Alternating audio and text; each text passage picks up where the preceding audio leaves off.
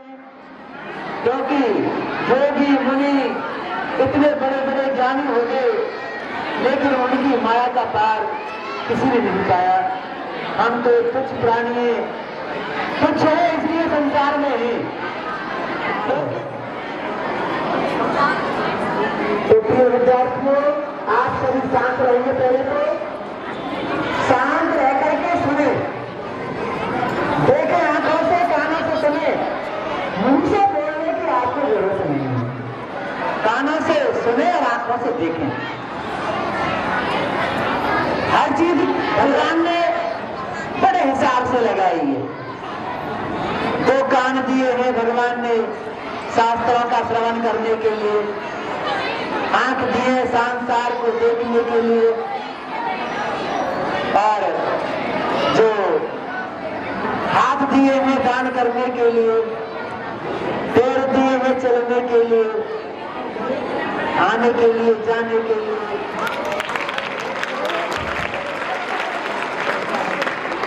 आयुष्मान बाबू राजन, इस गुरुदेव किस उपलक्ष्य में आना हुआ? महाराज दशरथ आज सूर्य देवता उत्तरायण में प्रवेश कर रहे हैं। यह बड़ा ही पुनित मुहूर्त है। इस शुभ मुहूर्त पर आप अपने कुल देवता से जो भी इच्छा मांगे वो अवश्य सफल होगी। गुरुदेव, आपके आशीर्वाद से वैभव, सुख, समृद्धि, कीर्ति सब कुछ है, परंतु एक ही चिंता हमें व्याकुल किए रहती है। हमारे बाद पितरों को पानी देने वाला कोई होगा? महर्षि वशिष्ठ कुल देवता सूर्य भगवान से हमारी यही प्रार्थना है कि यही पुकार है कि सूर्य वंश का सूर्य दशरथ पर्यस्त न हो जाए। गुरुदेव, आप तो जानते हैं संसार में माँ कहने वाला कोई ना हो तो स्त्री अपने आप को पूर्ण नहीं समझती। एक माँ के हृदय का आंगन जब तक सुना रहता है, जब तक संसार के सारे सुख शिवजी उनके महलों का खालीपन का महसूस होता है। आप तो त्रिकालदर्शी हैं गुरुदेव, हमारे मन की व्यथा तो आप जानते हो। महारानी कौशल्या गई, आप निराश में हो, आपकी मनोकामना अवश्य सफल होगी, परंतु इसके लिए आपको पुत्र का निष्ठ यज्ञ करना होगा। तो उसमें देरी क्यों गुरुदेव, आप जल्द ही यज्ञ का आयोजन कीजिए। परंतु देवी, उस यज्ञ को हम नहीं करा सकते। गुरुदेव, आप नहीं कराएंगे तो और कौन कराएगा? देवी, उस यज्ञ को अथर्ववेद के पूर्व ज्ञाता ऋषि श्रृंग मुनि जी, जो इस यज्ञ के विशेषज्ञ हैं, उनके द्वारा ही सफल किया जाएगा। गुरुदेव, फिर उन्हें बुलाया जाए, यज्ञ का अनुष्ठान किया जाए। नहीं देवी, मैं चाहता हूँ महाराज स्वयं उनके पास जाए और उनसे इस यज्ञ के लिए प्रार्थना करें। गुरुदेव, मैं उनके पास जाने के लिए तैयार हूँ, आज्ञा दीजिए गुरुदेव। यशस्वी बाबू राजन।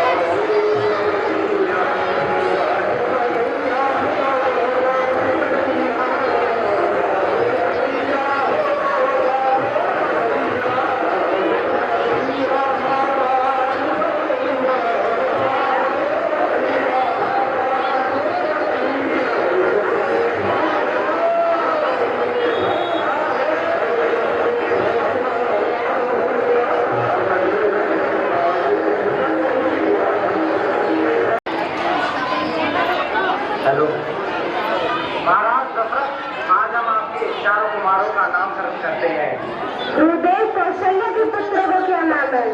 कौशल्या के पुत्र का नाम 2 अक्षर का है, परंतु समस्त संसार को आनंद देने वाला है। इनका जन्म बहुत ही विशेष रूप में हुआ है। इनका नाम है राम। गुरुदेव, केकई के पुत्र का क्या नाम है? केकई के पुत्र का नाम भरत है। गुरुदेव, सुमित्रा के आठवें तारों का क्या नाम है? सुमित्रा के राजदुलारों का नाम, जिनमें बड़े कुमार सभी लक्षण सहित है, जिनका नाम है लक्ष्मण, और वहीं छोटे कुमार जिनको देखकर शत्रु भी दहन उठते हैं, उनका नाम है शत्रुघ्न।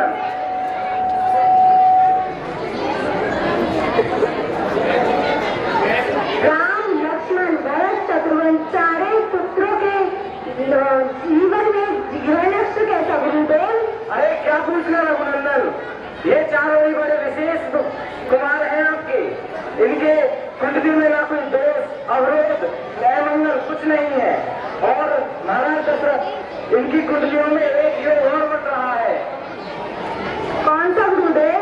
इन चारों भाइयों में प्रेम तो अपार होगा, परंतु एक तरफ राम लक्ष्मण की जोड़ी तो दूसरी तरफ भरत शत्रुघ्न की जोड़ी ऐसे होगी जैसे 2 शरीर 1 प्राण।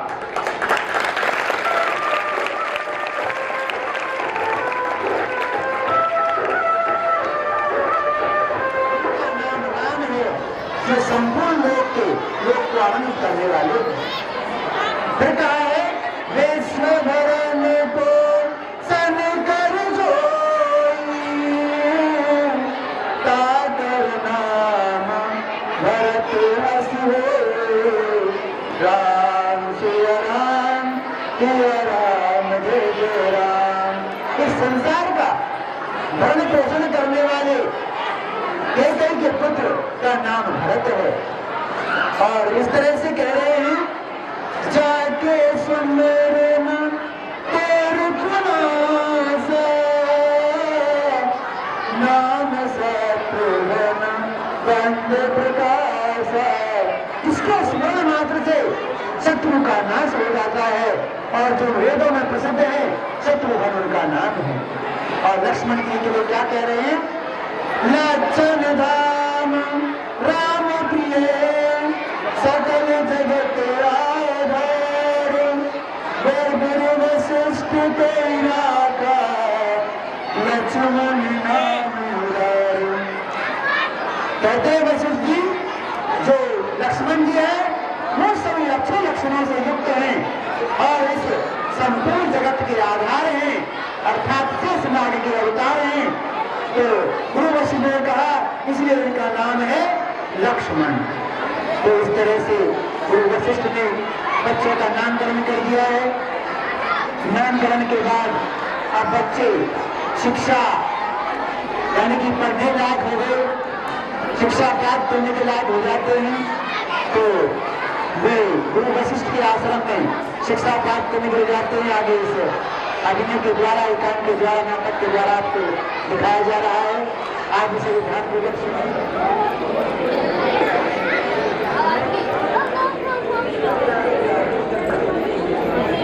रुको बस, तुम्हारे पिताश्री तुम्हें बुला रहे हैं।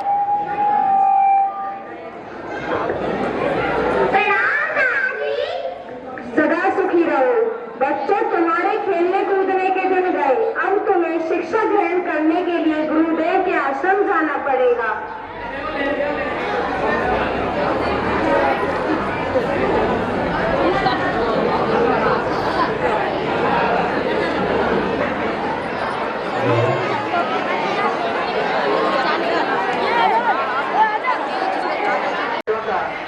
जिन्हें संस्कार किया, जब वो कभी संस्कार किया, उसके बाद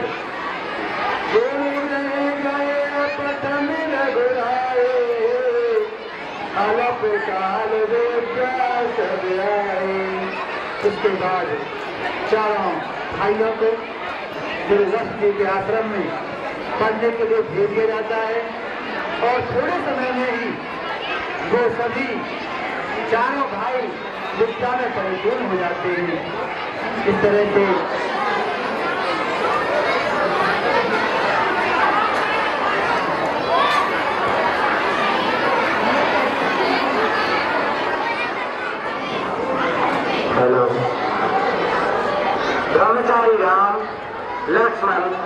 भरत शत्रुघ्न, तुम किसके ब्रह्मचारी हो? नहीं, तुम सबसे पहले ब्रह्मा जी के ब्रह्मचारी हो, फिर बृहस्पति इंद्र के ब्रह्मचारी हो, तत्पश्चात अग्निदेव के ब्रह्मचारी हो, और फिर सूर्यदेव की इच्छा से मैं आपको अपने शिष्यों के रूप में स्वीकार करता हूँ। मैं चाहता हूँ कि तुम मेरे केवल उत्तम गुणों को ही धारण करो, मेरे अवगुणों को धारण ना करो, और अब मेरे साथ मूल मंत्र का उच्चारण करो।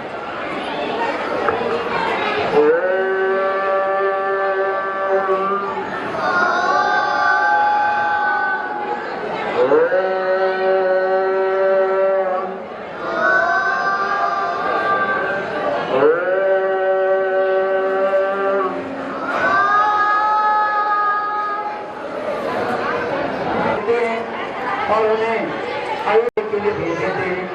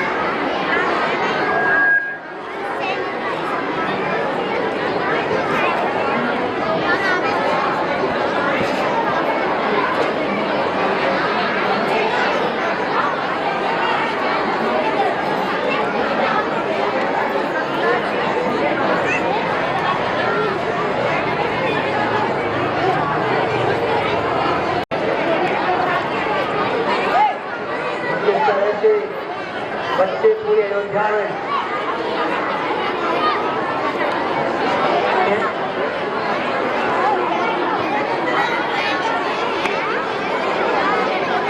क्योंकि शिक्षा में जो ब्रह्मचारी हमारे ब्राह्मण क्षत्रियों में जब कभी संस्कार किया जाता है तो तब भिक्षा मांगी जाती है।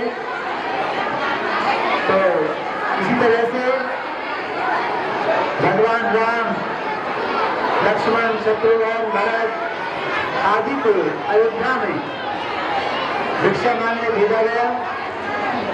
घर में योगा करते, चलो आश्रम। गुरुदेव भारत तैयार है। बटुक ब्रह्मचारी विद्या का वर्त लेकर विद्या के वर्त लेकर जा रहे हैं, उनके लिए सवारी वर्जित है देवी। नहीं, हम लोग तो नहीं जाएंगे।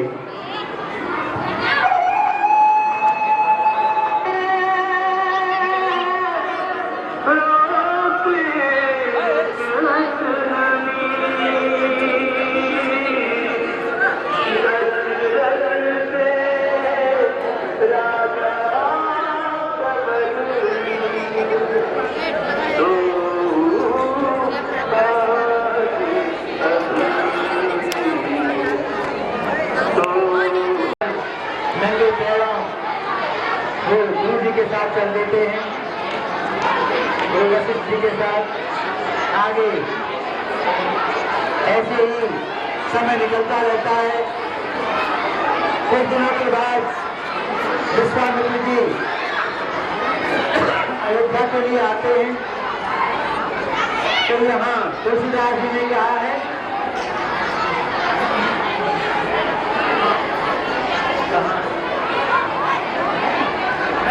सुना जब राजा मिलन गयो लगे समाज।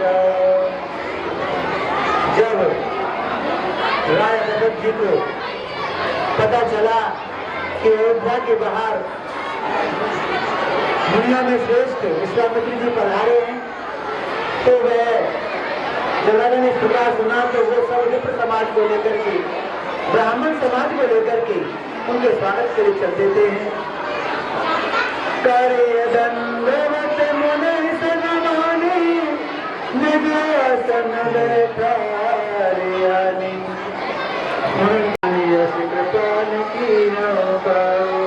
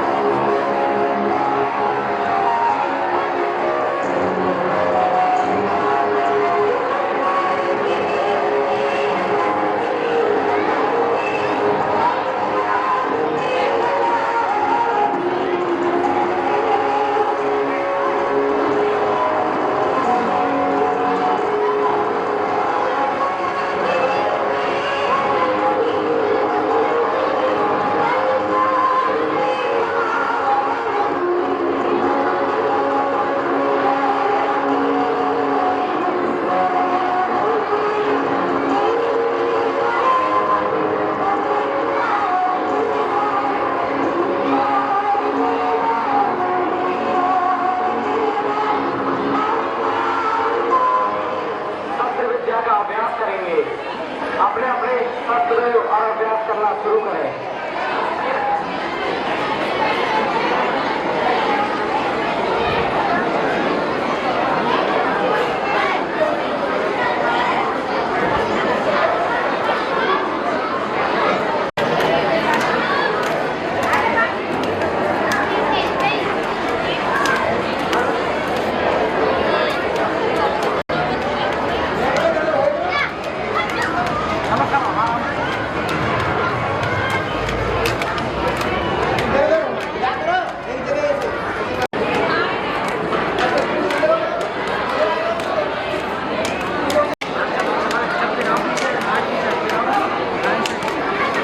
इस तरह से सभी ब्रह्मचारी गुरुदेव वशिष्ठ विद्या सीख रहे हैं।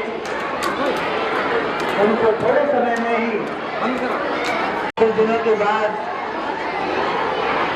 विश्वामित्र जी का अयोध्या प्रवेश होता है। विश्वामित्र जी अयोध्या में आने का जब राजा दशरथ को पता लगता है कि विश्वामित्र जी अयोध्या के निकट पधार गए हैं, तो वह ब्राह्मणों को समाज को लेकर के उनके आदर सत्कार के लिए अयोध्या से बाहर उनके चरणों की वंदना करने के लिए जाते हैं। तो तुलसीदास ने क्या कहा है? मोनिया गमन सुना जब राजा मिलन गयो विप्र समाज। राम तेरा राम तेरा राम जय राम। कार्य दंडवत मुनि सनमानी निजासन बैठारियानी। राम तेरा राम जय जय राम। राम तेरा राम जय जय राम। बोलिया से कृपाने कीनहु गाओ। राम तेरा राम जय जय राम। राम तेरा राम जय जय राम। तो महाराज दशरथ कह रहे हैं विश्वामित्र जी के कि हे मुनि, आपने हर्ष करके खुशी होकर के प्रसन्न होकर के कह रहे हैं कि मुनि आपने पहले ऐसी कृपा कभी नहीं की, जिस कारण से आगमन हुआ है तुम्हारा। मैं अपनी आप बतलाइए, मैं वो वचन प्रसन्नता पूर्वक पूरा करूंगा।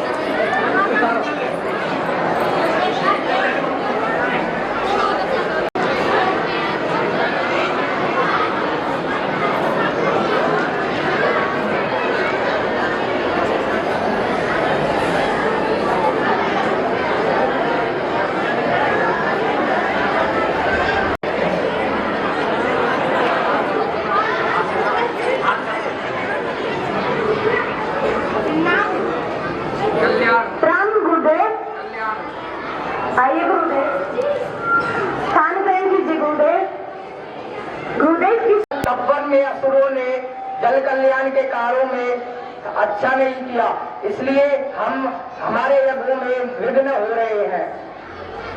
तो आर्य भूमि पर ऐसा दुस्साहस कौन कर रहा है? रावण का गुप्तर ताड़का का पुत्र मारीच अपनी मायावी शक्तियों से हमारे यज्ञ में विघ्न डाल रहे हैं, इसलिए हम आपसे राम को मांगने आए हैं। राम? नहीं, वे नन्हा सा बालक आपके कार्य को कैसे पूर्ण करेगा गुरुदेव?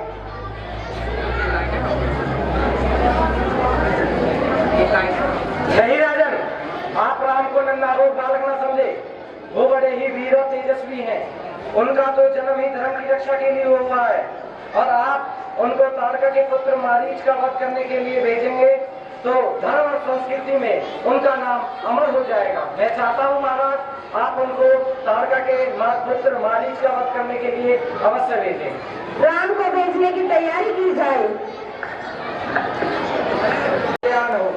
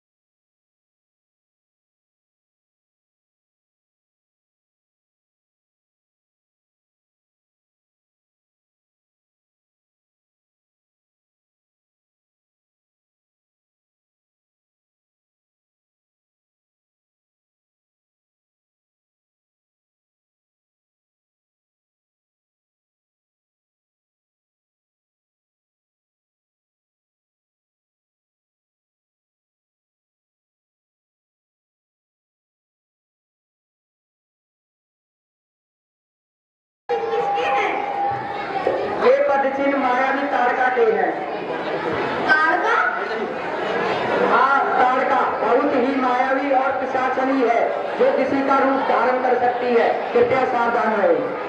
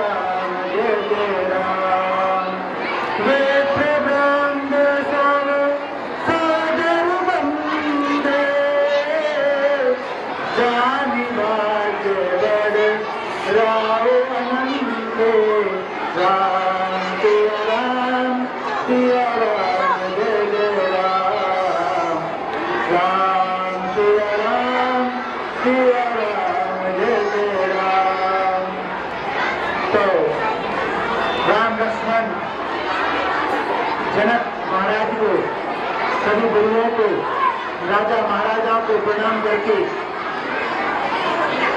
उनका अपना मस्तक उनके चरणों में झुका देते हैं। और जो मुनि हैं, मुनियों के स्वामी विश्वामित्र जी अनेक तरह के उनको आशीर्वाद देते हैं प्रसन्न होकर के, और विप्रबंध सब आदर पूर्वक बिठाए जाते हैं। ब्राह्मण वर्ग, तो ब्राह्मण वर्ग अपना अहोभाग्य, अपने आप को सौभाग्यशाली मानते हैं कि हमें सीधे स्वयंवर में आने का परम अवसर मिला। तो जी के साथ राम लक्ष्मण जनकपुरी में प्रवेश करते हैं, सीता स्वयंवर में। आप इसको ध्यानपूर्वक देखेंगे।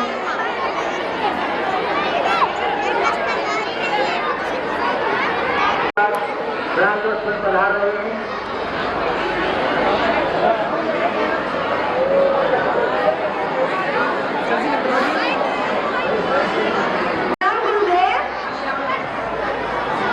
राम और लक्ष्मण जनक जी के चरण वंदना कीजिए।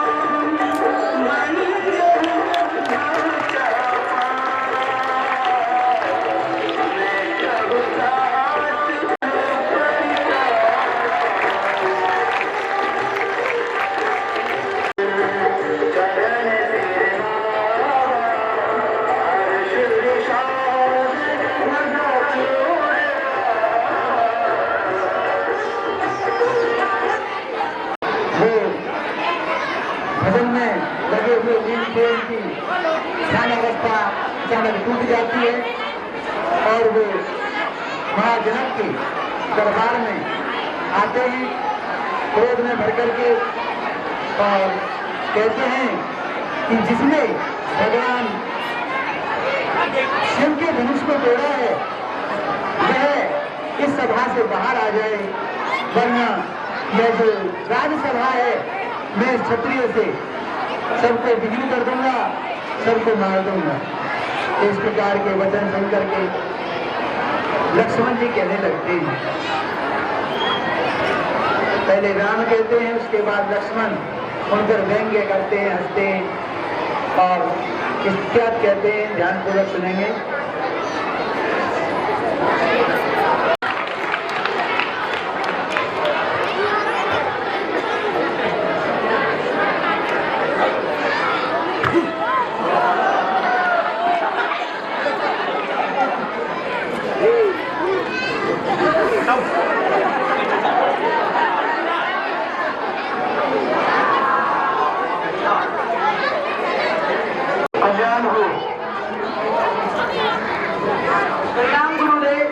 कल्याण हो।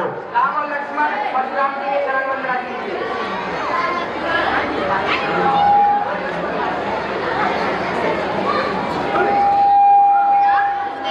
कल्याण हो। अपना परिचय नहीं दिया तुम दोनों ने। आप तो स्वयं भगवान कहलाते हैं। भगवान तो अपनी हर भक्त की पहचान होती है। यही सोचकर हमने अपना परिचय देना। हम महेंद्र पर्वत पर तपस्या कर रहे थे, कभी हमें शिव धनुष टूटने की घोर दैनी हमारे कानों तक सुनाई दी, तो हम यह जानना चाहते हैं कि हमारे पूजने भगवान शिव का धनुष किसने तोड़ा? कौन है वो शत्रु जिसकी मौत उसे यहाँ लेकर आई है? बोलते क्या नहीं ये मूर्ख? भगवान शिव के धनुष को तोड़ते ऐसा साहस तो आपका दास ही कर सकता है। अब के लिए क्या आ गया है, आप मुझसे कहिए। सेवा तो होता है जो सेवा करे, जो शत्रु का करे उसे हम शत्रु समझकर दंड देते हैं। जनक विश्वामित्र समझ सारी सभा को मैं सावधान करता हूँ और शत्रु को मेरे सामने लाया जाए जिसने इसे धनुष तोड़ा है। एक धनुष टूट गया तो उसमें इतना क्रोध क्यों? हमने तो बचपन में कई धनुषियां तोड़ डाली। राजा के छोकरे कभी खोज से बात कर। बच्चों की शिव धनुष को बच्चों की बहनियों के बराबर समझता है क्या? यह वह धनुष है जिससे भगवान शिव ने त्रिपुरारी का वध किया था। ब्राह्मण देवता, आपको धनुष में फर्क दिखता होगा, परंतु हम तो क्षत्रिय हैं। धनुष बाण से खेलना हमारा नित्य कर्म है। लगता है तुझे अपने जीवन से मोह नहीं रहा है। मुझे मोह है या नहीं, परंतु आपको इस पुराने शिव धनुष से बहुत मोह दिखाई देता है, जिसके टूटने पर आप बच्चों की तरह बिलबिला रहे हैं। रघुवन ने इसे हाथ लगाया और यह टूट गया, उसमें इनका कोई दोष नहीं। तू अपनी माता को बिना पूछ की बनाना चाहता है क्या? अब तक तो मैं तुझे बालक समझकर छोड़ रहा था, लेकिन अब मैं तुझे जिंदा नहीं जाने दूंगा, तुझे यहीं खत्म कर दूंगा। और मैं ब्राह्मण देवता समझकर आप लोगों पर सच नहीं उठाना चाहता। हमारे कुल में ब्राह्मणों का वध नहीं किया जाता, उनकी रक्षा की जाती है। लक्ष्मण, हे भगवान, आपका अपराधी मैं हूँ। मेरे ही द्वारा यह धनुष भंग हुआ है, जो अपराध देना नहीं मुझे नहीं। ये छल कपट अब और नहीं चल सकता। तुम राम होने से क्या समझते? तुम परशुराम का भी सामना कर लोगे तो खाओ सच और मुझसे युद्ध करो। मैं तुम्हें यहाँ से जिंदा नहीं जाने दूंगा, वरना पूरी पृथ्वी को उलट पुलट कर दूंगा। हम क्षत्रियों का धर्म है, हम ब्राह्मणों और स्त्रियों पर रक्त नहीं खाते और ब्राह्मणों की सेवा करना हमारा प्रथम धर्म है।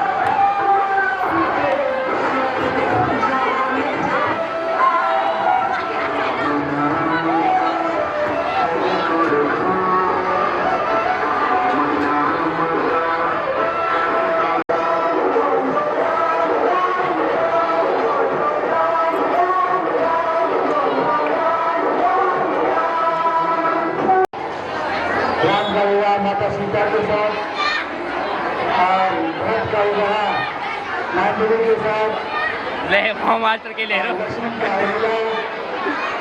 और शत्रुघ्न जी का विवाह छठ कीर्ति के साथ संपन्न हो गया और अयोध्या अपने घर पहुंच जाते हैं। माता उनका स्वागत करती हैं, सत्कार करती हैं। फिर अयोध्या में खुशी की लहर दौड़ जाती है। सभी अपने भाई राम और माता सीता को देख करके हर्ष प्रकट करते हैं। तो कहते हैं कि भाई दुख के बाद सुख और सुख के बाद दुख में आते रहते हैं जीवन में। तो उनकी खुशी ज्यादा दिन नहीं रह सकी। तो मंत्रा जी ने माता कैकेयी के कानों को भर दिया। उन्होंने जब नारायण के राज्याभिषेक की तैयारियां चल रही थी, प्रभु प्रभु जी ने कहा कि मैं पूरा हो गया हूँ, अब राजपाट का भार राम को सौंप देना चाहिए। उधर जो भरत और शत्रुघ्न थे वो अपनी मंदिर में गए हुए थे। तो पीछे से राम को राजकुमार बनाने की तैयारियां चल रही हैं। तो मंत्रा जी उनसे कहती हैं कि वो भरत और शत्रुघ्न को तो वहां भेज दिया और पीछे से राम तुम्हारे बेटे के राज्य को हड़प रहा है, तो अपने दो वचनों को क्यों नहीं मान लेते हो जो तुमने राय भगत को गिरफ्त की। तो कैकेयी बहुत राम को प्यार करती है वैसे तो, लेकिन उसकी चाल में आ जाती है, बातों में आ जाती है और दशरथ जी से दो वचनों को मान लेती है। तो किस तरह से संवाद के रूप में इनको दिखाया गया है, ध्यान पूर्वक देखेंगे बच्चों। मैं सोचता हूँ राम को उत्तराधिकारी बना दूं। अभी तो विचार है महाराज, और ये सिर्फ समय भी है कि आप राम को राजा बना दो।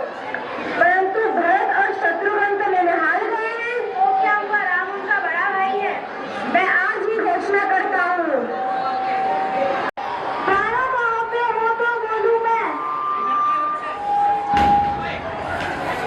मेरे राम का राज्याभिषेक है, निर्भय होकर बोल। ये राज्याभिषेक हो तो आपका दुर्भाग्य लाएगा। मैं तो सदा आपका भला ही चाहती हूँ। आपके और भरत के अलावा मेरा यहाँ है ही और कौन। आपके विरुद्ध महल में षड्यंत्र रचा जा रहा है। षड्यंत्र? कैसा षड्यंत्र? राम के राजा बनते ही कौशल्या और सुमित्रा आपसे गिन गिन के बदला लेंगी। वह महाराज के आपकी प्रति प्रेम से जलती है। नहीं नहीं, मेरा राम ऐसा कभी नहीं होने देगा। आप राम राम जपती रहना। वहाँ राम अपनी माँ के कहने पर आपको और भरत को राज्य से बाहर निकाल फेंकेंगे। तब महाराज भी कुछ नहीं कर पाएंगे। और तुझे क्या बोलना है?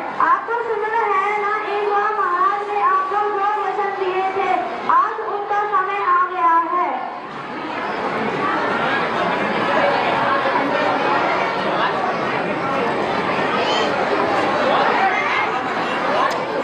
चिंता के बादल क्यों है? महाराज आपने मुझे दो वचन दिए थे। जी रानी, क्या चाहिए बोलिए। पहला, मुझे मेरे भरत को राजा बना दिया जाए, और दूसरा राम को 14 वर्ष का वनवास दे दिया जाए।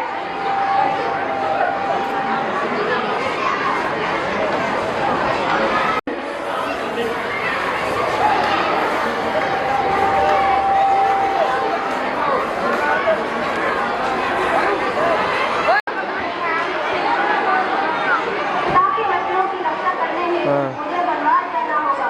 मेरे वनवास जाने की यात्रा शुरू की जाए। मुझे क्षमा कर दो पुत्र, मुझे क्षमा कर दो। ऐसा मत करिए पिताश्री, 14 वर्ष तो कलम अपने ही बीत जाएंगे। मेरे वन प्रस्थान की व्यवस्था की जाए। मुझे अनुमति है पिताश्री। भैया मैं ना 5-10 मिनट पीछे बात करता हूँ, मैं ना स्कूल में हो गई। मैं भी आपके साथ वनवास जाऊंगी। अगर मैंने हर चीज़ में आपके साथ रहने की प्रतिज्ञा की है। अच्छा। अगर मेरी ये प्रतिज्ञा टूटी तो मृत्यु पर ही टूटेगी। अच्छा भैया मैं भी चलूंगा आपके साथ। ये मैं ना अभी 10 मिनट में करता हूँ, वीडियो बना रहा हूँ।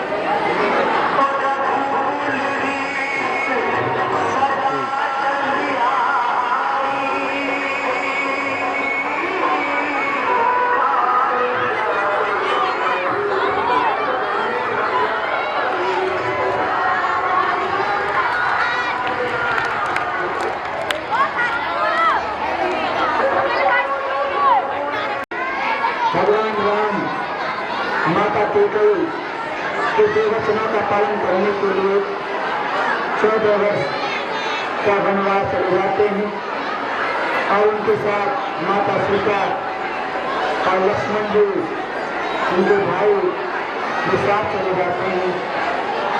कई दिन शिक्षा लेनी चाहिए कि हम अपने माता पिता की आज्ञा से बढ़कर और कुछ भी नहीं है।